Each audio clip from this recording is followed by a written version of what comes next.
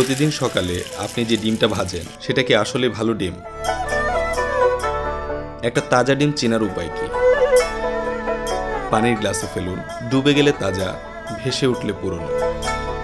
ভাঙলে দেখুন কুসুম গোলাকার ও উঁচু কিনা, আর খোসা একটু খসখসে হলেই বুঝবেন ডিম সতেজ। এই একটা ডিমের মধ্যে আছে 6 gram protein, vitamin B12, vitamin D, choline যা মস্তিষ্কের জন্য অপরিহার্য, আর সেলেনিয়াম যা রোগ প্রতিরোধ ক্ষমতা বাড়ায়। এক কথায় একটা ডিম একটা ছোট পুষ্টির কারখানা।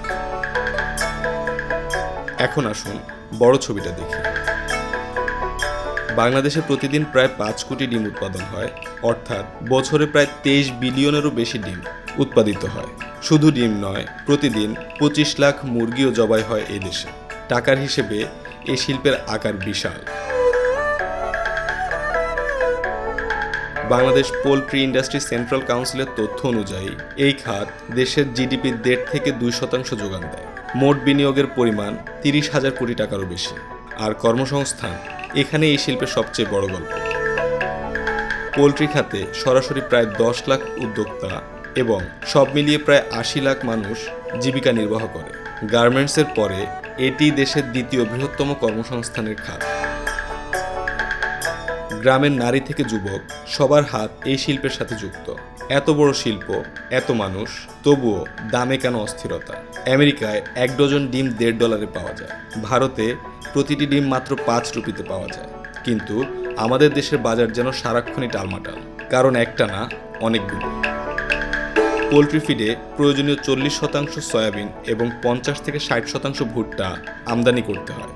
ডলারের দাম বাড়লেই উৎপাদন খরচও বাড়ে। তারপর আছে মধ্যস্বত্বভোগীদের দীর্ঘ চেইন। ডিমের দাম নির্ধারণ করে ঢাকার কারওয়ান বাজারের আড়তদাররা, আর খামারিরা বিক্রি করেন উৎপাদন খরচের চেয়েও কম দামে।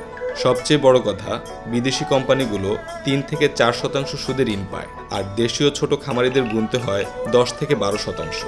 এই শিল্পের সম্ভাবনা কিন্তু বিশাল। প্রতি বছর বাণিজ্যিক খামারের সংখ্যা 15% হারে বাড়ছে।